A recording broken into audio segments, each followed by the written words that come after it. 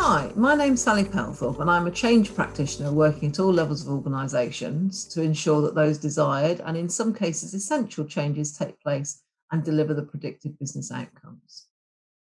Business transformation is all around us at the moment, whether that's downsizing, having a workforce that's split between the office and remote working, upskilling to meet a greater demand, or pivoting the business in response to the current climate.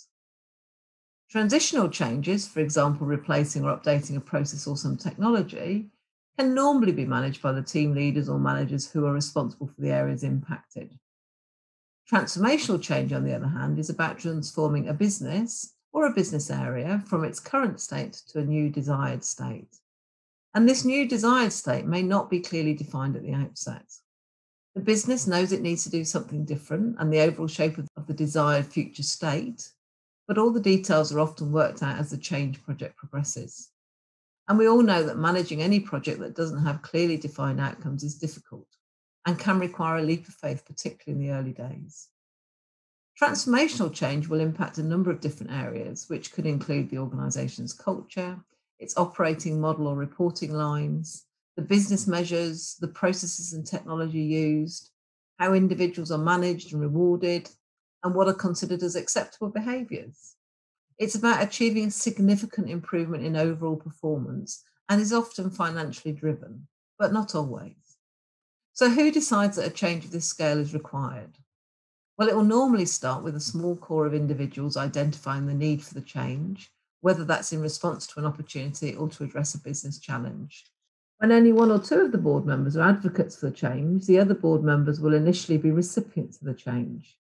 And just like anyone else in the business, they will require time to digest what that change is, how it might impact them and their teams.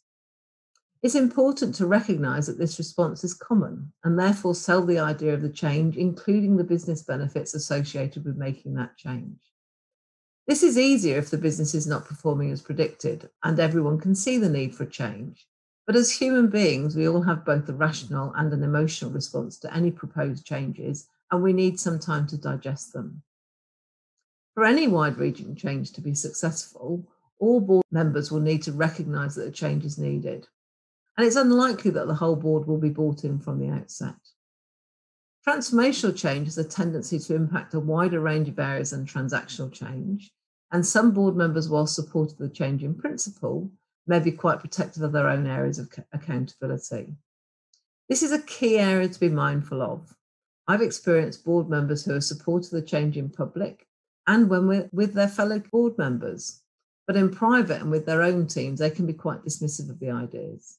This then leads to problems in the future as it gives their team members permission to ignore or subvert the change in the coming weeks and months, which makes the whole change harder to implement and requires significant tenacity and commitment to get the change over the line.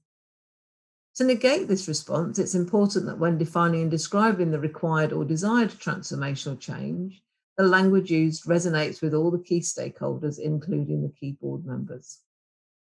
Before any significant decision is required, it's also good practice to make time to meet, either in person or virtually, with those key board members who can impact whether the proposed change is effectively implemented or not, listening to their views and reflecting those views where practical in the business case or paper that should accompany any transformational change. Another area to be mindful of is it may be that a key board member is never going to support the concepts being proposed for a range of reasons. So sometimes it's about getting sufficient agreement to proceed and then taking the time to win over the doubters as the change progresses. Given how influential your views are, please consciously decide how you choose to respond to any proposed changes, both initially and in the longer term, as it ultimately impacts on the success of that transformational change and the business moving forwards.